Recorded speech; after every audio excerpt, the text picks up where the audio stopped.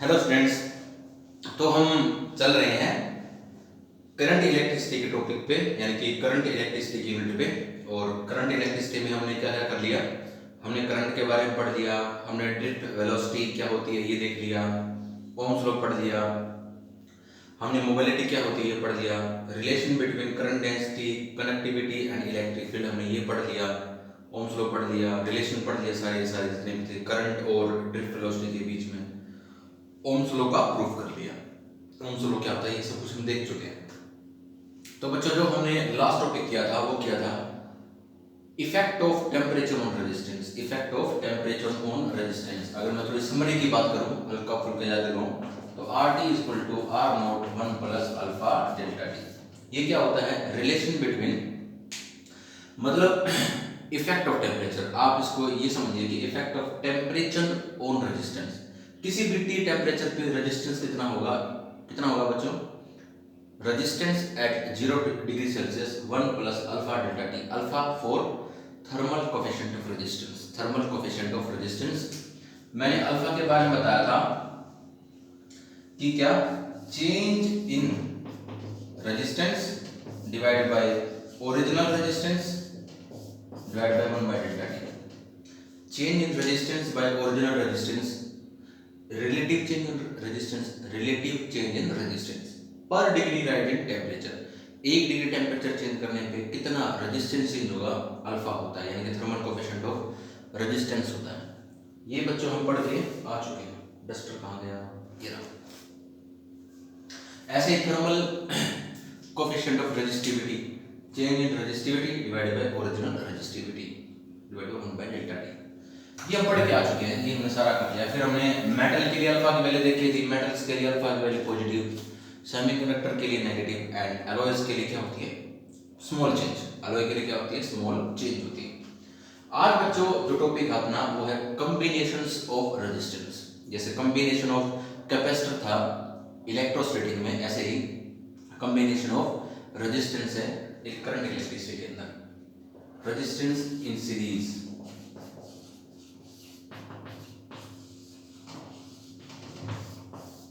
Resistance in series. देखिए बच्चों, resistance series क्या होता है, जब रेजिस्टेंस का एक एंड, रेजिस्टेंस का एक एंड जहां खत्म हो रहा हो वहां से दूसरे रेजिस्टेंस का दूसरा एक फर्स्ट एंड स्टार्ट हो रहा हो, तो इस रेजिस्टेंस का ये वाला एंड यहाँ पे कंप्लीट हो गया, तो तीसरे रेजिस्टेंस का ये वाला एंड यहाँ से शुरू हो रहा है। जब भी आपस में इस तरीके से कनेक्टेड हो उसको बोलते हैं रेजिस्टेंस इन सीरीज। तो हम क्या कर दिया, एक बैटरी लगा दी, ये पॉजिटिव ये नेगेटिव, V पॉजिटिव नेगेटिव, ये भी potential, resistance R1, resistance R2, resistance R3, R1 R2 R3। यहां से क्या होगा बच्चों, एक करंट पास होगा, करंट I, और पोटेंशियल क्या हो जाएगा, divide, V1 V2 V3। Series में करंट क्या होगा, सेम, सीरीज में करंट क्या होगा, same, and potential divide. In series potential क्या होगा, डिवाइड, एंड करंट क्या होगा बच्चों, same, potential divide and current same.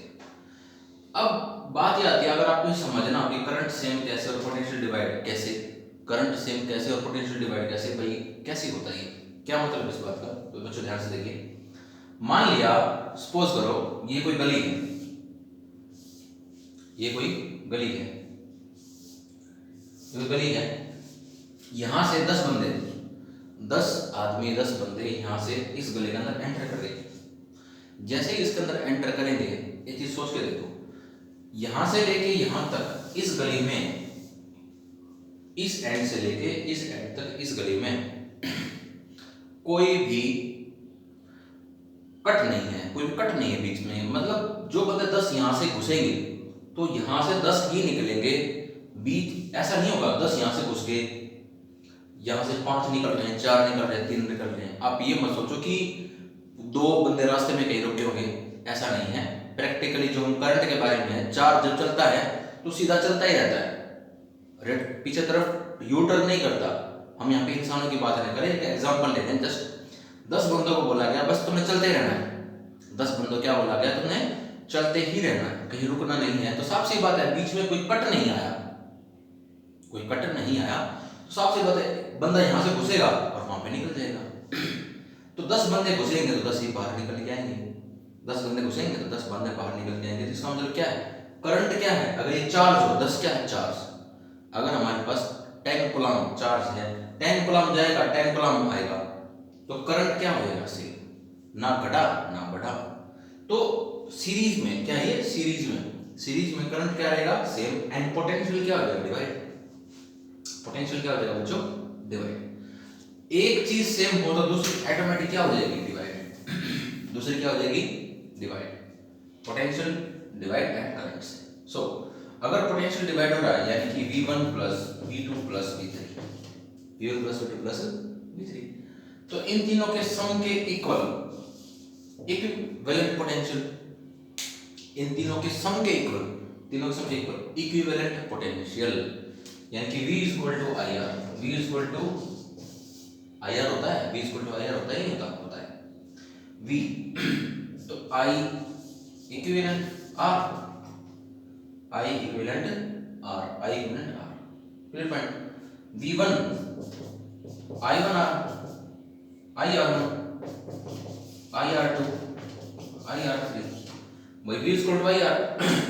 जब V इक्विवेलेंट है, सॉरी, तो R भी क्या आएगा इक्विवेलेंट, V इक्विवेलेंट है तो R भी इक्विवेलेंट, V1 है तो R1, V2 है तो R2, V3 है तो R3, एंड I क्या है कांस्टेंट, I सेम है, कांस्टेंट है, वो चेंज नहीं हो रहा। तो I R equivalent, I common R1 plus R2 plus R3, यानी कि सीरीज में रेजिस्टेंस ऐड हो जाते हैं, सीरीज में रेजिस्टेंस क्या हो जाएगा बच्चों ऐड, सीरीज में रेजिस्टेंस इकट्ठे हो जाते हैं, क्लियर पॉइंट, सीरीज में रेजिस्टेंस इकट्ठे हो जाते हैं। इसको अगर आप प्रैक्टिकली समझो, इसको आप प्रैक्टिकली समझो कैसे, मानिए बच्चों ये कोई रोड है, एक स्मूथ रोड है, बिल्कुल स्मूथ रोड जैसे हमारे रोड होते हैं आमतौर पे स्मूथ रोड है, हमने बोला गया यहाँ पे रेस करवाएंगे बच्चों की, किसी बच्चों की रेस करवाएंगे, जो भी रेसिंग होती है, तो बच्चे यहाँ पे आराम से भाग लेंगे इसके ऊपर, क्योंकि स्मूथ रोड है, पैर में कुछ चुभन नहीं होगी, बस भागते हुए जो सांस चढ़ेगा वो उनकी प्रॉब्लम है, लेकिन इस सड़क की वजह से उनको कोई प्रॉब्लम नहीं आएगी, वो आराम से इसके ऊपर रेस अपनी लगा सकते हैं, ठीक हो गया। हमने क्या किया, इस रोड पे पत्थर डाल दिए, क्या कर दिया बच्चों, यहाँ पे कुछ पत्थर डाल दिए, पत्थर, फिर थोड़ा दूर पे यहाँ पे कुछ पत्थर डाल दिए, फिर यहाँ पे कुछ पत्थर डाल दिए, पत्थर डाल दिए, यहाँ पे कुछ पत्थर है, यहाँ पे कुछ पत्थर है, यहाँ पे कुछ पत्थर है। बच्चे भागेंगे क्या, यहाँ पे बच्चे आराम से भाग पाएंगे, उनकी स्पीड उतनी ही रहेगी जितनी पहली स्मूथ रोड पर थी, ऐसा तो नहीं हो सकता। यहाँ पे स्पीड क्या हो रही है, कम, इसका मतलब क्या है, स्पीड कम होगा। सीधी सी बात यह है कि अगर हम चार्ज के लिए सोचे, यहाँ पे चार्ज की स्पीड कम तो करंट कम, रेजिस्टेंस बढ़ गया, फिर रेजिस्टेंस फिर बढ़ गया, फिर यहाँ पे कुछ ना कुछ रेजिस्टेंस है, यानी कि पत्थर का मतलब क्या है रेजिस्टेंस, पत्थर का मतलब क्या है रेजिस्टेंस है। एक चीज नोट करो, यहाँ की वजह से स्पीड कम हो रही है, यहाँ की वजह से स्पीड कम हो रही है, यहाँ की वजह से भी स्पीड कम हो रही है, यानी कि तीनों मिलकर क्या करें, स्पीड कम करें, तो तीनों क्या होगा एडिशन, तीनों क्या होगा एडिशन, यानी कि यहाँ पे भी स्पीड कम, यानी कि तीनों मिलकर जो काम करेंगे क्या करें स्पीड कम, यानी कि तीनों की जैसे स्पीड कम हो रही है तो तीनों का एडिशन हो रहा है, क्या हो रहा है addition.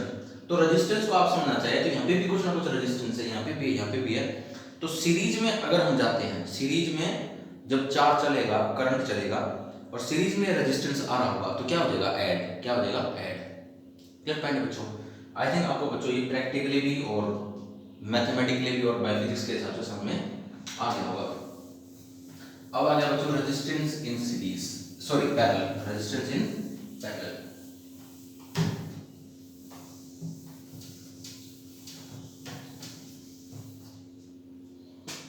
In parallel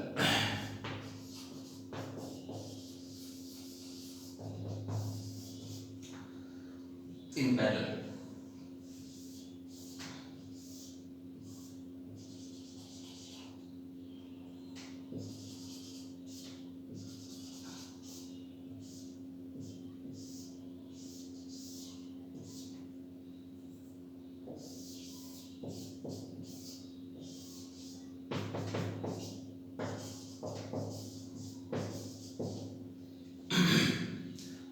resistance in parallel.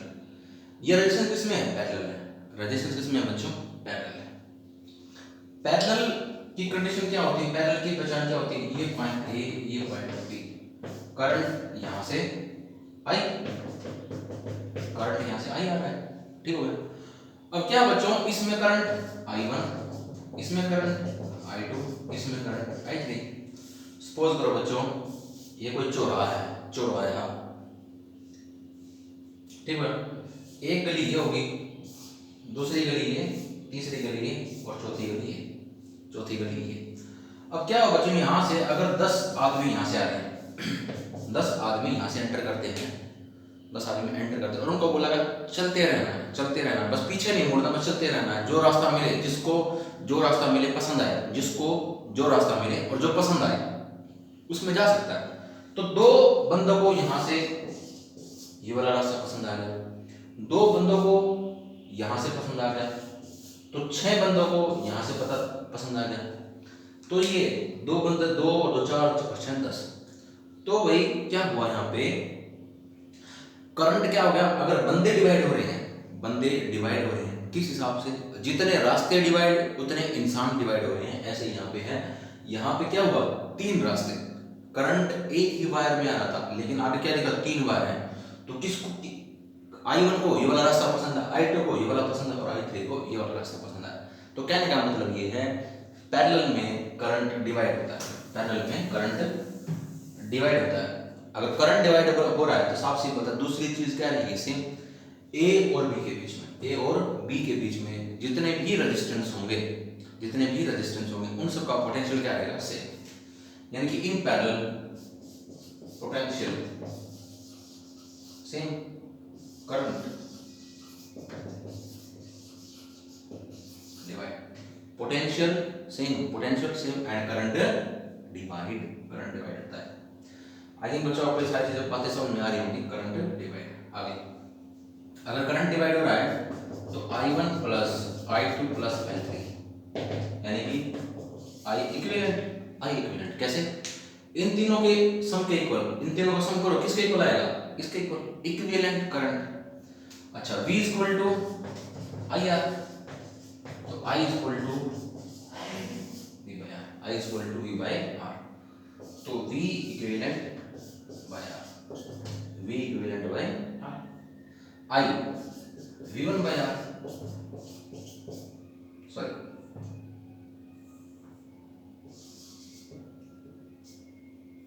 V by R2, V by R3। I equivalent, तो V तो कांस्टेंट है, V तो सेम है, V तो चेंज नहीं होगा।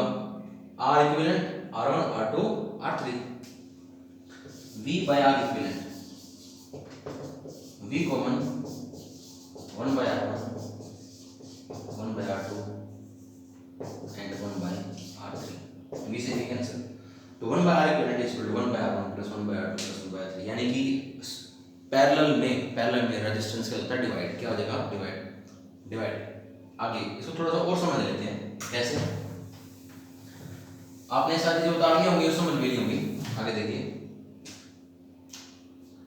If R1 is equal to R2 is equal to R3 is equal to R and so on, मतलब बहुत सारे रेजिस्टेंस पैरेलल में लगे पड़े हैं और सबके किसके इक्वल है, R के, तो 1 by R equivalent, 1 by R plus 1 by R plus 1 by R, यानी कि 1 by R इक्विवेलेंट कितना हो गया बच्चों, R ऊपर 3, यानी कि R इक्विवेलेंट कितना हो गया, R by 3, R by 3। देखो ध्यान से देखिए, रेजिस्टेंस क्या हो रही है, डिवाइड।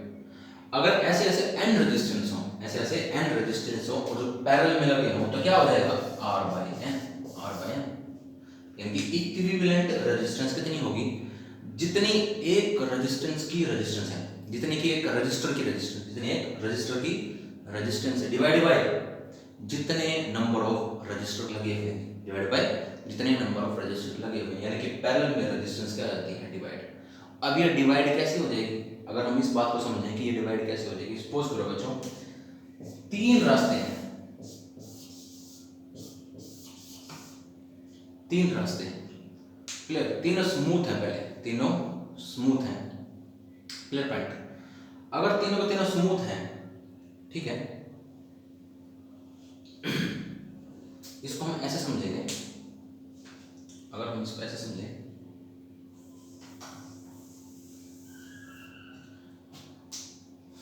इसको पहले रफ कर देते हैं और फिर समझने की कोशिश करते हैं।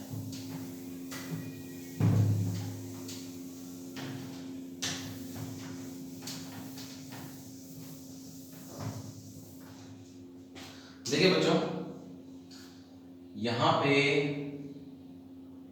एक पुल है, एक पुल है, जैसे यहाँ पे कोई, जैसे भाई सपोज कर लो कोई बड़ा सा रोड है ऐसे,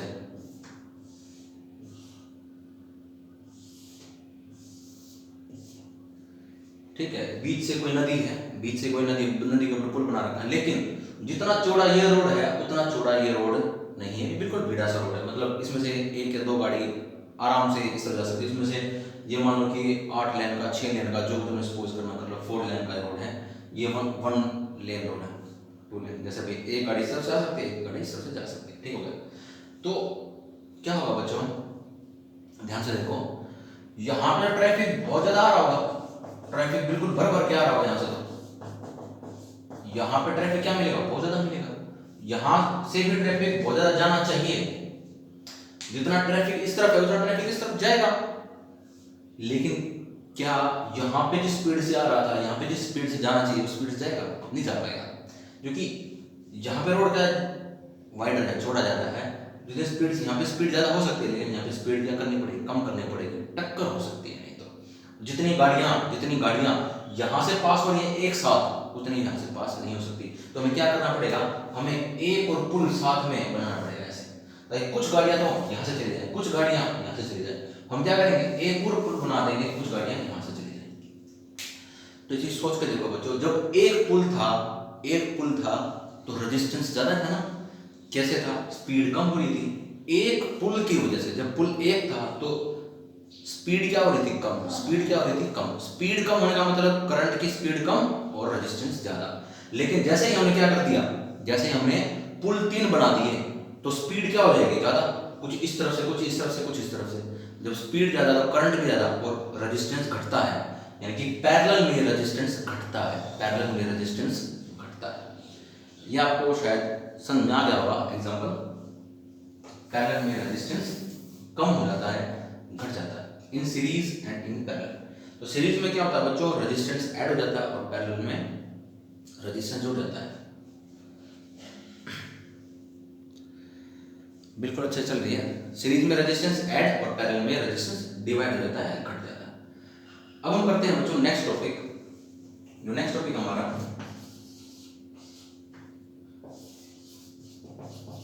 relation between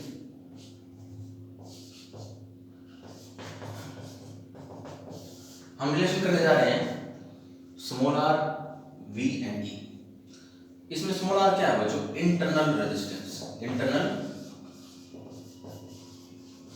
resistance, capital V potential, terminal potential difference, potential difference, potential difference, और ई क्या है, EMF, E for EMF, E for EMF, internal resistance, potential difference and EMF. सबसे पहले हमें ये बताना चाहिए ये चीजें क्या है। पोटेंशियल डिफरेंस के बारे में तो आप समझते हैं, फिर भी यहाँ पे कुछ ना कुछ हम एक्सप्लेन कर देते हैं। देखिए बच्चों, मान लिया हमने क्या कर रखा है, यहाँ पे बल्ब लगा रखा है,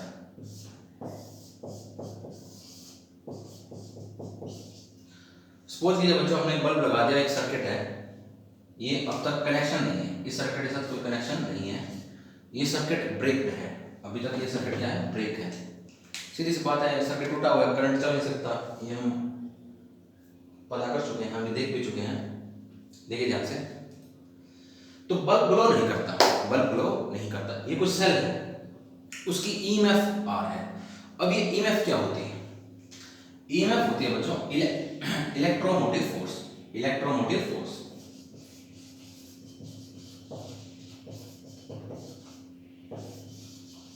इलेक्ट्रोमोटिव फोर्स।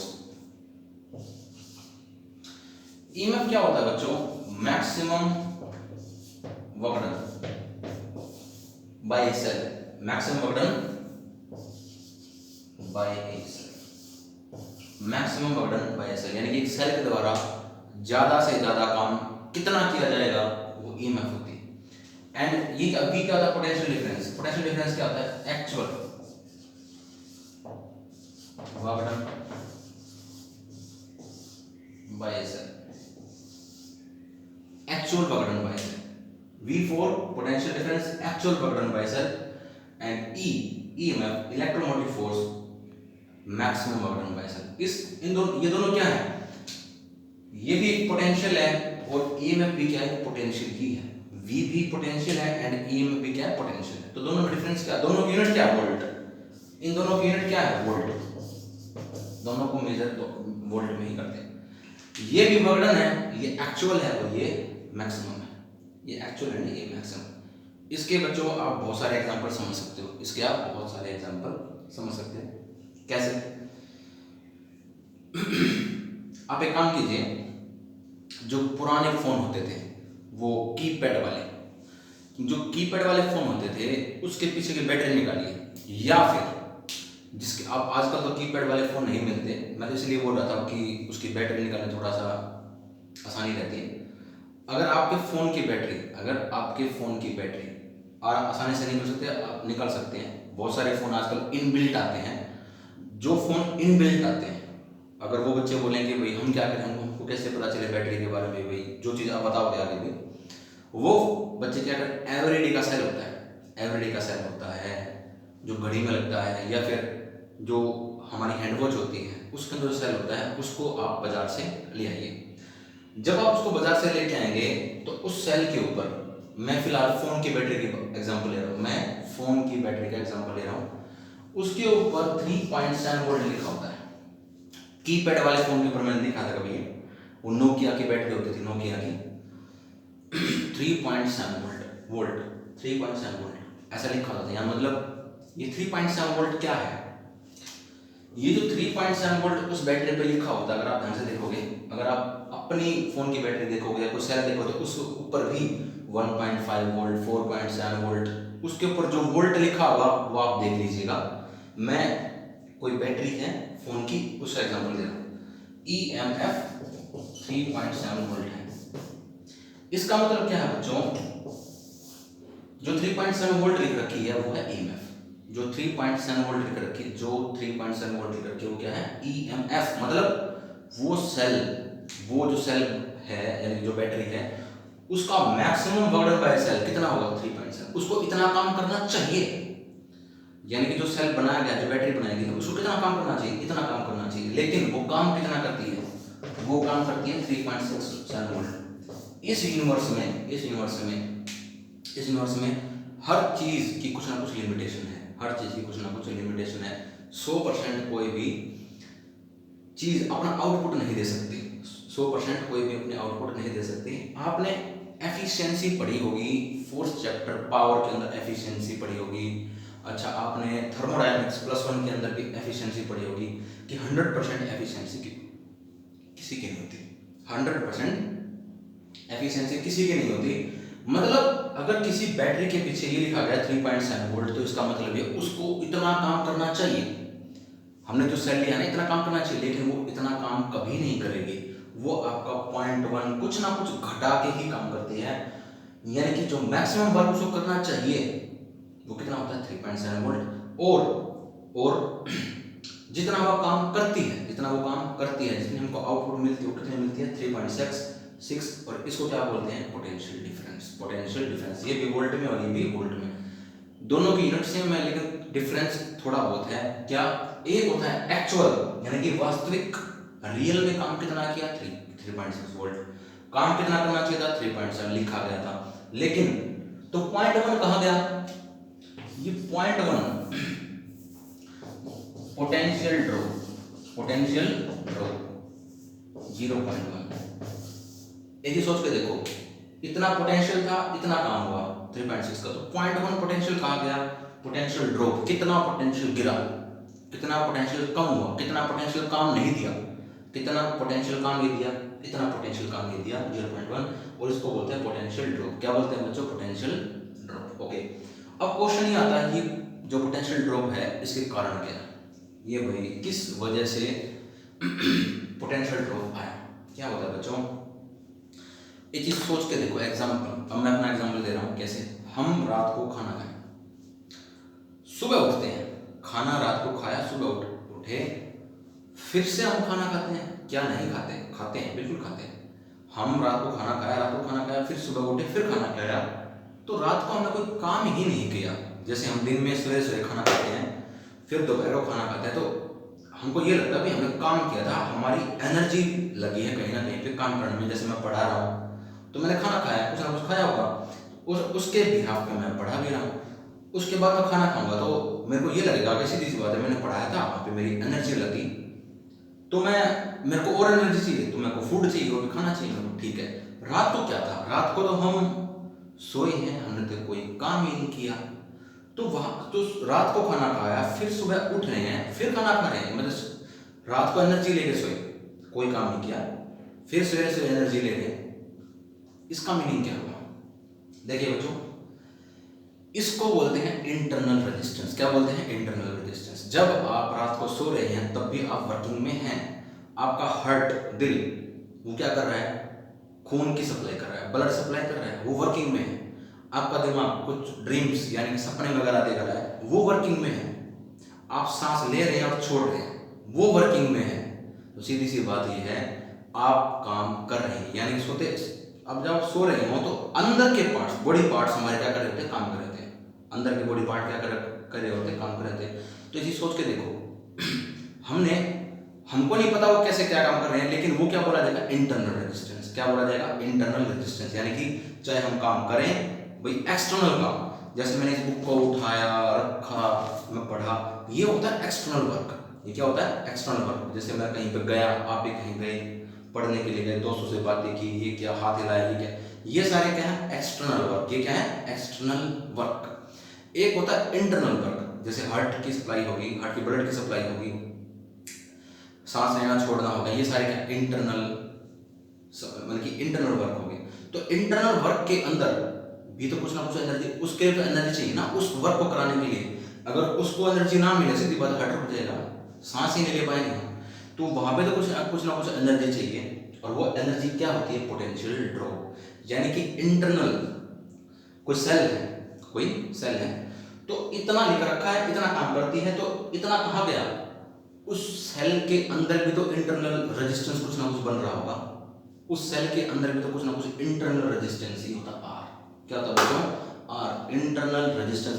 उस सेल के अंदर भी आयन बनते हैं, वो आपस में टकराते हैं, इलेक्ट्रॉन्स लॉस होते हैं। तो जो भी अंदर की जो प्रोसेस होती है, सेल के अंदर की जो प्रोसेस होती है, उसकी वजह से भी क्या बनता है? कुछ ना कुछ इंटरनल रेजिस्टेंस। सीधी सी बात है, इंटरनल रेजिस्टेंस को भी ओवरकम करना पड़ेगा। अरे भाई सोच के देखो, करंट है, करंट चल रहा है, रास्ते में रेजिस्टेंस आ जाए, तो रेजिस्टेंस को ओवरकम करके तो करंट आगे जाएगा, रेजिस्टेंस को ओवरकम करके, उसको पार करके तो जाएगा, कुछ ना कुछ तो वैल्यू घटेगी उसकी, कुछ ना कुछ इफेक्ट पड़ेगा। तो साफ सी बात यह है कि अगर इंटरनल रेजिस्टेंस बैटरी में होगा तो कुछ ना कुछ एनर्जी खाएगा, वो कुछ ना कुछ एनर्जी खाएगा। कितनी खाएगा? 0.1। तो ईएमएफ इतनी काम देना चाहिए था, इतना काम दे रहा है, तो इतना काम घट रहा है, क्योंकि उस सेल के अंदर क्या है? इंटरनल रेजिस्टेंस है, उसकी वजह से। जैसे हम रात को खाना खाते हैं, तो हमारे जो अंदर की, ये क्या है? जो अंदर की जो प्रोसेस चल रही है, यानी कि इंटरनल रेजिस्टेंस चल रहा है, उसकी वजह से हमारी एनर्जी सारी चढ़ी जाती है, जो हमने खाना खाया। इसलिए सुबह सुबह हमें एनर्जी की फिर से जरूरत पड़ती है, पोटेंशियल ड्रॉप। तो हमें इसके बीच में रिलेशन देखना था। आई थिंक बच्चों आपको सारा टॉपिक समझ में आ गया होगा।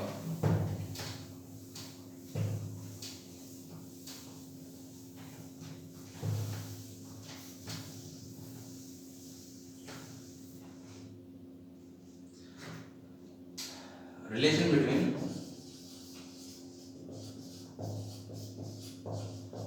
RVE, कैमरा काम कर रहा है अच्छे से? बिल्कुल। देखिए फिर भाई बच्चों, फिर से हम डायग्राम बनाते हैं।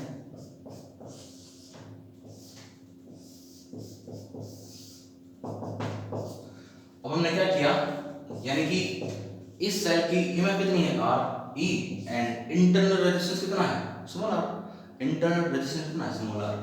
ये बल्ब क्या कर रहा है? क्या करना है बच्चों, हमने क्या करना है, इसका रिलेशन देखना, E capital B and E, internal resistance, potential drop and EMF के बीच में। क्लियर बच्चों, यहां से क्या निकल जाएगा, करंट आई, क्या निकल जाएगा, करंट। अच्छा बच्चों इसे नोट करो, V equal to I R, V equal to I R, ये यहां तक आपको समझ में आ गया होगा। आप क्या कर सकते हैं, यहां पे इस बल्ब की जगह आप एक रजिस्टर लगा दीजिए, क्या करेगा, इस बल्ब की जगह रजिस्टर लगा दीजिए, इसको बोलते हैं एक्सटर्नल रजिस्टर। क्या बोलते हैं, external resistance R, external resistance, external resistance. ये क्या है, internal resistance, internal resistance small R से एक्सटर्नल रेजिस्टेंस कैपिटल आर से। जो बल्ब लगाया था उस बल्ब की रेजिस्टेंस आर है, आप ये भी सपोज कर सकते हो। मतलब जो भी, मतलब कि जैसे कोई बल्ब है, फैन है, उस इलेक्ट्रिकल एप्लीकेशन की जो रेजिस्टेंस हमने आज सपोज कर ली, यहाँ पे कोई इलेक्ट्रिकल एप्लीकेशन लगा रखी है, उसकी एक्सटर्नल रेजिस्टेंस कैपिटल आर, और सेल की इंटरनल कितनी, स्मॉल आर। तो जो इंटरनल रेजिस्टेंस होती है बच्चों, वो क्या होता है, सेल्फ डिफेक्ट होता है सेल का, जो सेल दूर नहीं कर सकती। मतलब अगर आप चाहो, सोचो कि भाई ये जो डिफेक्ट है, ये एनर्जी वेस्ट हो रही है हमारी, इसको दूर कर दे, नहीं हो सकता। इंटरनल रेजिस्टेंस आप दूर नहीं कर सकते, ये क्या है, सेल्फ डिफेक्ट है एक सेल का, हर किसी में होता है, हमारे अंदर भी, जो मैंने आपको एग्जांपल दिया, external resistance and internal resistance. तो V इक्वल टू क्या होगा बच्चों, आई आर। अच्छा ये क्या, पोटेंशियल डिफरेंस, पोटेंशियल डिफरेंस की जगह क्या आ जाएगा, EMF equal to I R. R कौन सा होगा, अरे दो रेजिस्टेंस नहीं हो गए, यानी कि कौन कौन सा, external plus internal, external plus internal, external resistance plus internal. दोनों की रेजिस्टेंस जब हम लिखते हैं, जब हम दोनों रेजिस्टेंस जोड़ रहे होते हैं, तो याद रखिए यहाँ पे ईएमएफ आता है, क्या आता है, ईएमएफ। और जब हम सिर्फ एक्सटर्नल रेजिस्टेंस की बात कर रहे होते हैं, तो क्या आता है, पोटेंशियल डिफरेंस, यानी कि V आता है। अंदर मल्टीप्लाई कर दीजिए, I R plus I R, E equal to, ये क्या बन गया, V प्लस ये क्या बन गया, आई आर। अच्छा ये चीज नोट करो, current into external resistance known as potential difference, current into external resistance known as potential difference. Current ये I R, small I R, current into internal resistance is known as potential drop, potential drop. क्योंकि इसी देखो, current into resistance क्या बना, potential, लेकिन internal है, internal ने क्या किया था, पोटेंशियल को कम किया था, तो पोटेंशियल ड्रॉप है। तो ये पोटेंशियल ही, लेकिन कौन सा पोटेंशियल है, ड्रॉप, कम करने वाला। तो V कितना आ गया यहाँ से, E माइनस आई आर। ये चीज नोट करो, ये कितना था, 3.7, एग्जांपल ले रहे हैं, माइनस, ये क्या हो गया, पोटेंशियल ड्रॉप, क्या हो गया, ये पोटेंशियल ड्रॉप कितना था, 0.1, ये कितना था, 0.6। क्या हमने सही किया, क्या हमारा डायरेक्शन सही आया। V equal to E minus I into small R, 3.6 है, 3.6 is equal to EMF 3.7 minus potential drop 0.1, 3.6। हमारा रिलेशन बिल्कुल करेक्ट है, बिल्कुल सही है। अगर आपने यहाँ से ईएमएफ की वैल्यू, अगर यहाँ से आपने एक रिलेशन, तो हमारा ये हो गया, ये हमारा रिलेशन है, ये रिलेशन है, आपको सब बोलो, EMF is equal to potential difference plus potential drop, potential difference plus potential drop. अच्छा अगर क्वेश्चन ये आ जाए, फाइंड इंटरनल रेजिस्टेंस, तो कैसे निकालेंगे,